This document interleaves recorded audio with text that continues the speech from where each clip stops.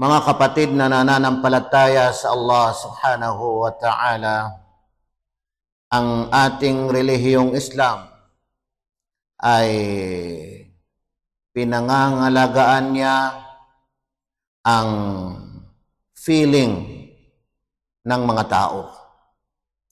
Pinangangalagaan niya yung nararamdaman ng bawat isa sa atin na kung saan ay sinisikap natin bilang mga Muslim na hindi natin masasaktan ang nararamdaman ng ating kapwa.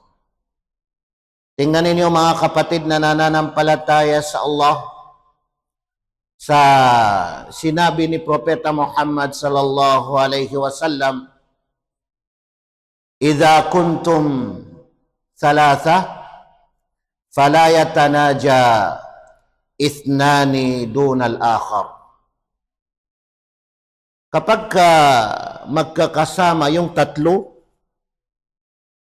ay huwag gawin na magbulungan yung dalawa. Kahit pa sabihin natin ay wala namang pinag-uusapan na masama, wala namang kinukwento na masama, o hindi naman nila pinag-uusapan ng isa, pero yun ang katuruan. Kasi pangangalaga sa nararamdaman ng bawat isa. Na sinabi ni Propeta Muhammad sallallahu alaihi wasallam, "Idza kuntum thalatha," kapag kayo ay tatlo kayo, "fala yatanaja ithnan," ay huwag yatanaja. Anong ibig sabihin ng yatanaja? Yung mag-uusap yung dalawa ng hindi malakas, na hindi naririnig ng pangatlo. Fala yatanaja ithnani dunal akhar. Huwag mag-usap ng pabulong ang dalawa na hindi kasama ang tatlo. Kung gusto niyong mag-usap ng pabulong, ay tatlo kayo. Huwag dalawa. Kasi kahit na wala kayong pinag-usapan na masama, o sabihin natin na malinis man ang intensyon namin, malinis man ang pinag-usapan namin, mabuti man ang pinag-usapan namin, pero nandoon tayo sa pangangalaga ng nararamdaman ng iyong kapwa. Kapag ikaw ay nag-iisa tapos yung dalawa na kasama mo nagbubulungan, ano ang mararamdaman mo, di ba? Mag-iisip ka na baka pinag-usapan kanila, baka nililibak kanila, baka sinisiraan kanila. Kahit nasabi natin na bawal ng paghuhusga o bawal ng paghihinala ng hindi maganda, pero yung alagaan natin, pangalagaan natin yung nararamdaman, yung feeling ng ating kapwa na maaari na maisip niya na sumama ang kanyang loob. Pero sabi ng mga ulama, kung halimbawa, 4 kayo, 5 kayo, 6 kayo, marami, higit sa 3, ay okay lang, walang problema na magbumbulungan, mag-usap ng hindi malakas yung dalawa, kasi ang natira naman ay dalawa eh.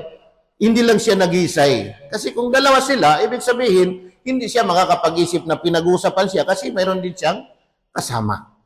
At kayo naman na nag-usap, nagbubulungan, ang importante, malinis ang konsensya ninyo na hindi kayo nag-usap ng panlilibak o kaya paninirang puri sa kapwa. Kasi malaking kasalanan din yung panlilibak. Malaking kasalanan din yung paninira sa kapwa. Kabilang dito mga kapatid na nananampalataya sa Allah subhanahu wa ta'ala sa sistema ng pag-upo natin. Halimbawa, sa pagpupulong natin, ang sistema nito ay nagkakaroon din ito ng, ibig sabihin, yung may something na maaaring mararamdaman na halimbawa, yung nakaupo, nauna na siya, nakaupo dyan, pero pinaalis mo. O kaya ay pinaalis ng iba para ikaw ay umupo dyan sa kanyang inuupuan. Kasi nga sinabi ni Propeta Muhammad sallallahu alaihi wasallam, "La yuqimu ar-rajulu ar-rajula min majlisihi thumma yajlisu fihi."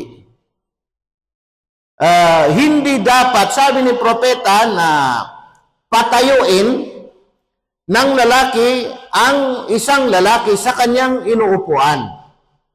Patatayuin. Sabihin mo na kasi malaking tao ka.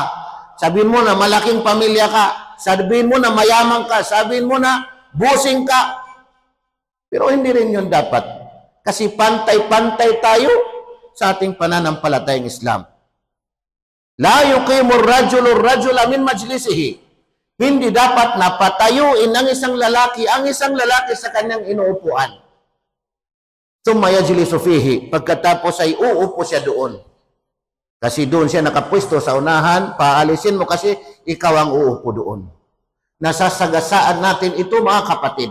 Kasi lalo na pag dumating yung mga politisyan, lalo na pag dumating yung mga mayayaman, lalo na pag dumating yung mga malalaking pamilya, halimbawa, kung sino ang nakaupo dyan sa unahan, sabi natin na nauna siya nakaupo, karapatan niya yun, pero pinapaalis natin o pinapaalis ng kanilang mga tauhan. Kasi kailangan umupo dito siya. No? Yan ang madalas natin nasasagasaan. Mga kapatid na nananampalataya sa Allah na hindi natin alam na sa pananampalatayang Islam ay nakakabigay ng sama ng loob, nasasaktan. Nasasaktan yung ating kapwa na dapat ay pangalagaan natin yun mga kapatid. Kung totoo na malaking pamilya ka, kung totoo na ikaw ay mayaman, kung totoo na mabuti kang tao, ay dapat ang katuruan sa pananampalatayang Islam ay doon ka umupo sa kung saan natatapos yung upuan, kung saan ang bakante at doon ka umupo. Maliban na lamang, sabi ng mga ulama, exemption, halimbawa, kinakailangan na doon ka umupo sa unahan, ikaw yung nagtuturo, ikaw yung nagpapaliwanag, kung mayroon ka talagang gagawin doon sa unahan, ay mga bagay na exempted sa mga pagkakataon na ito. Pero kung wala naman, ay ibig sabihin, sundin natin ang tamang katuruan sa pananampalatayang Islam para hindi natin masasagasaan ang nararamdaman ng ating kapwa. Ang mga tao ngayon ay napakasensitibo. Kunting bagay, sumasama ang loob. Kunting bagay. Ito lang ang nakikita. Itong nakikita. Kunting bagay na marinig, sumasama na ang kanyang loob. Kunting bagay na hindi mapagbigyan, sumasama na ang kanyang loob. Kunting bagay na makakita ng anumang kilos na maliit na bagay ay sumasama na ang kanyang loob. Yan ang nature natin sa ngayon mga kapatid na nananampalataya sa Allah. Problema natin, masyado naman tayong nakafocus sa ating sarili. Masyado naman tayo nakafocus sa kung ano yung nararamdaman natin ng sama ng loob sa ating kapwa. Samantala, hindi naman natin iniisip na mayroon din tayong nasasabi o kaya mas malaki ang nasasabi natin, mas malaki ang nagawa natin na masama o kaya ay nasasaktan ng ating kapwa. Hindi natin yun naiisip. Ang naisip lang natin, nasasaktan tayo, nagtatampo tayo, pero hindi natin inisip na yung ginawa pala natin ay nasasaktan o kaya ay mas marami pa na tayong ginawa na nasasaktan ng ating kapwa. Nasasaktan, pero hindi lang nagpapahalata. Kaya huwag tayo masyadong mag-focus sa kung anong nararamdaman natin. Kunting marinig lang natin, magtampo na tayo. Kunting hindi lang tayo mapagbigyan, magtampo na tayo. Bakit ba? Ano bang ginawa natin? Di ba? Ang madalas ay sinagasaan din natin ang ating kapatid. Madalas ay sinusuot natin ang damit ng ating kapatid na yung damit na yun ay hindi naman para sa atin. Hindi ba masakit yun sa ating kapwa? Hindi ba masakit sa ating kapatid?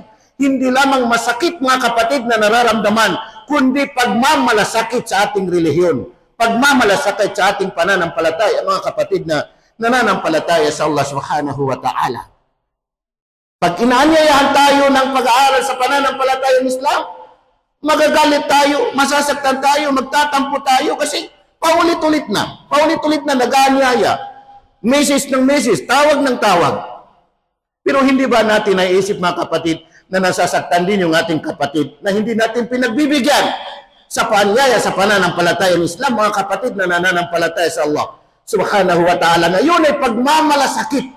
Hindi personal, kundi pagmamalasakit mga kapatid sa ating pananampalatayang Islam, sa ating relihiyon na relihiyong Islam. Tingnan ninyo mga kapatid na nananampalataya sa Allah. Butihin natin ang ating pag-ugali, mga kapatid na nananampalataya sa Allah. Gawin natin modelo ang pag-ugali ni Propeta Muhammad sallallahu alaihi wasallam. Pinuri ng Allah subhanahu wa ta'ala na kung saan ay nabanggit sa banal na Quran, wa innaka la'ala khuluqin azim. Katotohanan na ikaw, sabi ng Allah subhanahu wa ta'ala, wa innaka la'ala khuluqin azim. Ikaw ang nagaangkin, O Muhammad, ng malaking pag-uugali, higit na mainam na pag-uugali. Si Propeta Muhammad sallallahu alaihi wasallam. Kung nasasaktan tayo, kung nagtatampo tayo, mga kapatid na nananampalataya sa Allah, kasama yan sa pinangangalagaan sa ating pananampalatayang Islam, na huwag nating masaktan ang ating kapwa, huwag nating gawin anumang bagay na kung saan ay masusugatan ang feeling, ang nararamdaman ng ating kapwa. At ganun din para sa atin mga kapatid, huwag naman natin i-focus palagi yung nararamdaman natin, isipin din natin yung nararamdaman ng ating kapwa mga kapatid na nananampalataya sa Allah subhanahu wa ta'ala. Lalong-lalo na kung ito ay pagmamalasakit sa ating relihiyon, pagmamalasakit sa ating pananampalatayang Islam. Aqulu qawli hadha wa astaghfirullah li wa lakum.